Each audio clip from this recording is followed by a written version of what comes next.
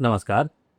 हम लोग अब एक श्रृंखला के अनुसार से कुछ परिचय रामायण के कुछ जो है वह अंश का हम लोग कराना चाह रहे हैं। और इसके अंतर्गत सबसे पहले, चूंकि भगवान श्री राम सूर्यवंशी थे, इसलिए सूर्यवंशी ही दरअसल इक्ष्वाकु वंश कहलाता था। तो ये है क्या, कहाँ से उदय हुआ? तो दरअसल प्राचीन भारत में सूर्यवंशियों को ही इक्ष्वाकु वंश का कहा।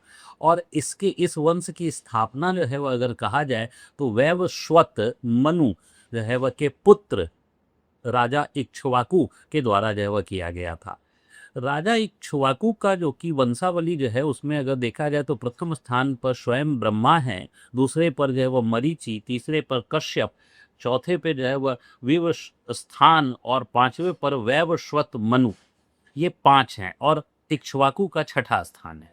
इन्होंने ही दरअसल अयोध्या की स्थापना की, उसको अपना राजधानी बनाया और इसी में आगे चलकर भगवान जो है वह श्री राम का भी जन्म हुआ और उनके जो है वह पूर्वज महाराज रघु का भी जन्म हुआ, जिन्हें हम रघुवंशी भी कहा जाता है।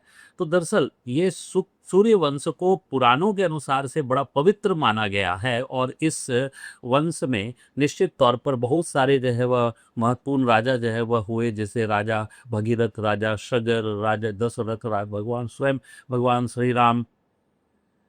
अब अगर वर्तमान इतिहास की जो है वह बात करें तो इक्ष्वाकु वंश का उल्लेख जो है वह आंध्र प्रदेश में भी जो है वह मिलता है, जो तीसरी चौथी सदी ईस्वी में जो है वह प्राप्त होता है। और आंध्र जो है वह वंशीय राजाओं को इक्ष्वाकु वंशीय राजा कहा गया। और ये जो है वह इनकी नगरी जो है वह दरअसल कृष्णा नदी के किनारे जो है वह बनी हुई थी, जो विजयपुर या नागार्जुन कोंडा के रूप में जो है वह जानी जाती है।